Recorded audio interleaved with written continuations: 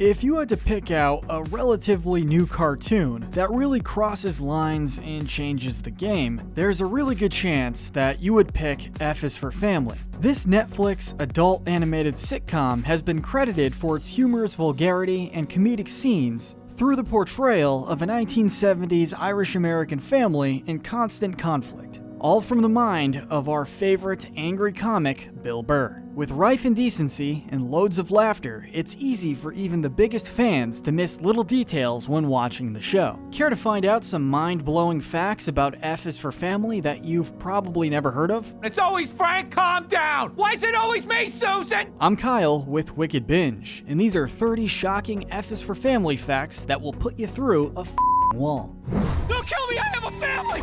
Number 1. Despite the show's success and popularity, it's understandable that not everyone will be keen on watching F is for Family. However, one would assume that if your son is starring in a popular Netflix sitcom, you would watch at least a couple episodes to see your boy in action. Well, not Bill Burr's parents. According to him, they haven't watched it because they can't make heads or tails of how to use Netflix. You are not to touch this unless I say so, and I am never gonna say so. Bill Burr has stated that although Frank's character is based largely on himself, he also has some personality traits of his father. In many ways, Frank is the archetype of everyone's dad. While Bill fashioned Frank's personality and isms after himself, he can't deny that his own dad had a big part to play in the character's makeup. Get back inside, you stupid maniac! Bill also believes that in becoming a father himself, not only was he better able to understand his own dad, but he also felt better equipped to create Bill Murphy's own character. Leave your sister alone.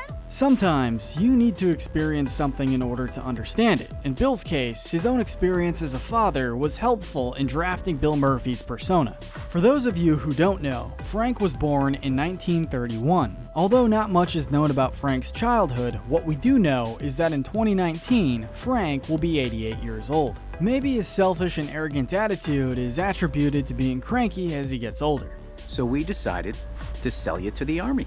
What? Yup.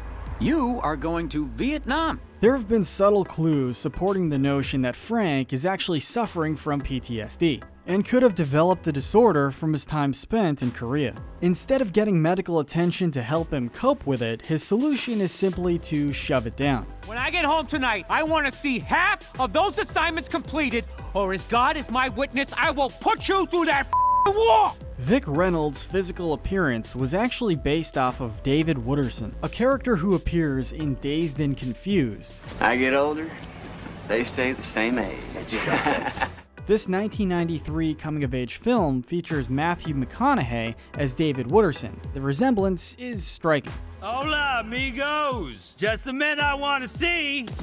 Frank is a pretty starch nationalist. His patriotism is seen in the episode Are You Ready for This Summer? His pretty harsh treatment of a child who tried to tarnish the American flag is a testament to this. You respect that flag that's nailed to that fence! What's more, he was quite happy to participate in an independence parade. In real life, Bill Burr's politics are a bit all over the place, but he's known for angrily ranting about the government and how useless politicians are. Because I think both the Democrats and Republicans, they just say the same thing. Frank supported Richard Nixon's vie for presidency. This implies that Frank is a supporter of the Republican Party. This also suggests that Frank holds a lot of conservative political views and is probably not in favor of anything which radically changes traditional American cultural beliefs. When questioned as to whether Frank Murphy would vote for Trump if given the opportunity, Bill Burr was quick to respond in the affirmative. Clearly, it would seem that Trump's way of thinking, policies, and political reasoning are in keeping with Frank's own beliefs. But co-creator Michael Price quickly pointed out, however, that Sue definitely would have voted for Hillary,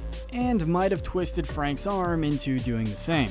That said, it's pretty clear that Bill Burr doesn't like Trump or Hillary. It wasn't Trump or Hillary, though. I didn't like either one of them. Kevin Murphy is an avid music fan, and his favorite band is Shire of Frodo. Sound familiar? Well, it should. The name of the band is associated closely with the Lord of the Rings franchise, which is kind of a no-brainer given the name. Additionally, the band is actually a parody of several prog rock bands which gained prominence in the 1970s. The enchanted forest comes to life, the squire he goes sing. Based on information provided by the writers, Sue Murphy seems to have a bit of favoritism when it comes to her kids. According to them, her favorite child out of the three is Kevin. Kevin! Ever wondered how they came up with the name Alfred P. Southwick Elementary School? Well, for those of you who love inventions, you'll be happy to know that the school was named after Alfred P. Southwick, the man who invented the electric chair. Knowing Bill Burr's dark sense of humor, this is the perfect person to name an elementary school after. If you were ever curious as to whether Frank might have a bit of a psychological complex, Bill did suggest that. Well, not about Frank himself, but about his dad. In a stand-up act, Bill called him a complete psychopath. He wasn't understanding. When you f***ed up, he told you. Now, there's no evidence to suggest that Frank is an actual psychopath, it's just reminiscent of another time. Or as Bill Burr puts it, a time when you could smack your kid, smoke inside, and bring a gun to an airport. Anyone ever consider the possibility that this show could have been a live-action comedy? The same has been said about King of the Hill, so why not this one as well? Animation has its perks over live-action comedy, but the show is realistic enough in concept that it could have been pulled off with real actors as an R-rated sitcom.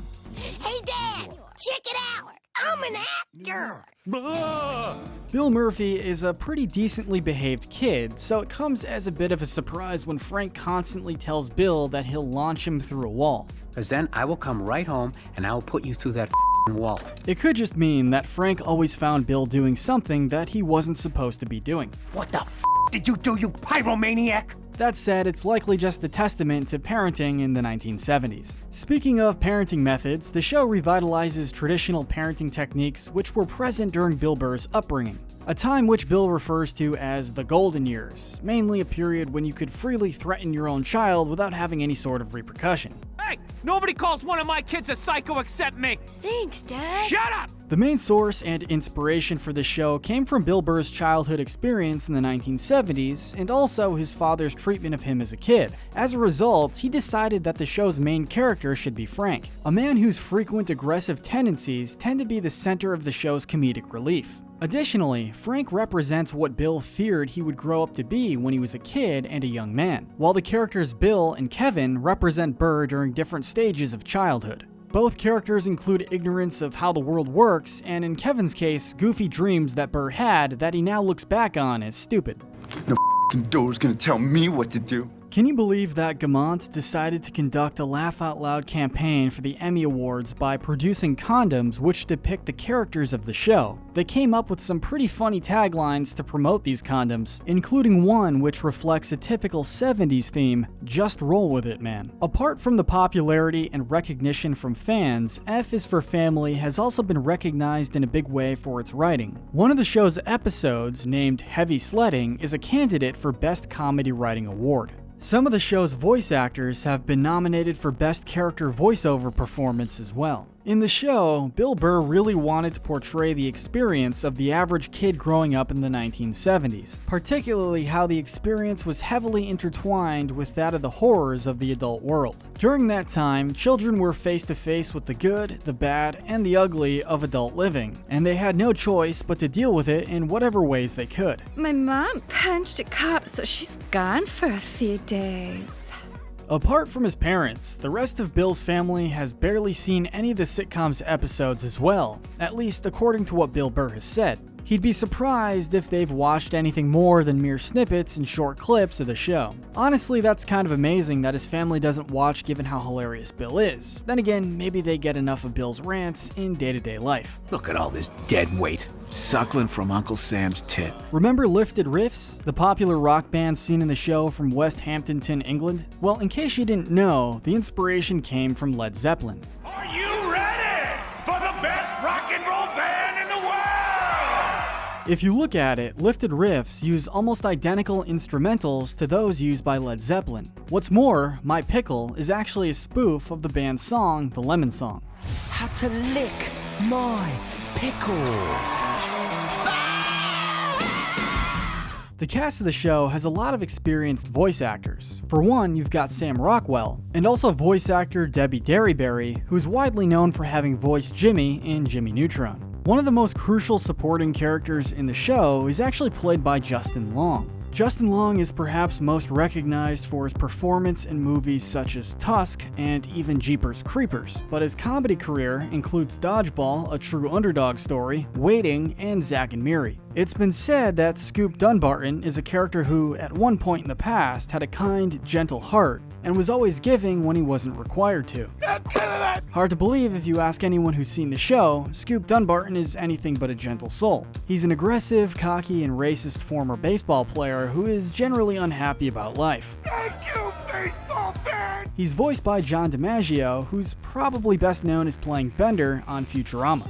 Oh, I can't believe I made a kid. Bill wanted to create an honest and in-depth world set in the 1970s. From the cigarette vending machines to the casually racist TV ads, Bill wanted a level of 70s authenticity, but made sure to avoid simply dropping in out-of-context 70s symbols. His mission statement was, no lava lamps, or cheesy choices like dressing everyone up like John Travolta in Saturday Night Fever. The show's opening theme song, Come and Get Your Love, is actually a song from Redbone. For those of you who don't know, Redbone is a Native American band originally from California, who released a song from their album titled Wovoka that was called Come and Get Your Love, and that catchy song is now the show's theme song, showing that it really stood the test of time, considering the show creators wanted a song that really captured the 1970s. Speaking about the theme song, the actual complete song is a piece which is empowering, encouraging women to love themselves as they are and to recognize that they are beautiful. The singer, Lolly Vegas, lets his girl know that she's beautiful, smart, and has a great mindset, and for that, she should be proud. Pairing this optimistic song with a very cynical visual representation of all the crap that life throws at Frank's character has Bill's comedic style written all over it. Well, you, Dunbarton, and you! As the writers have pointed out, King of the Hill was a huge influence on the show, in the sense that it's a family show grounded in reality that could easily be shot in live action. But another big inspiration was the Hanna-Barbera cartoons of the 1970s, which is very appropriate given the show's era, while simultaneously inappropriate given the juxtaposition of family-friendly and R-rated styles of comedy. For Bill Burr, it doesn't take a lot of effort to get into Frank's character when on set, and it's not just because he's the creator, or he understands Frank's character because it reflects him. It's also because the persona he adopts when doing stand-up comedy isn't too far off from Frank. It may just be a show. It's the only thing in my life that doesn't disappoint. They're pretty similar, both make a lot of inappropriate jokes which make people laugh. For Bill, playing Frank is kind of like being on stage, and doing what he does naturally. And there you have it. As huge fans of Bill Burr, we love F is for Family and are excited for more seasons of the show to come to Netflix. What's your favorite Frank Murphy moment? Let us know in the comment section below. Don't forget to like this video, subscribe, and hit that notification bell. But most importantly, stay wicked.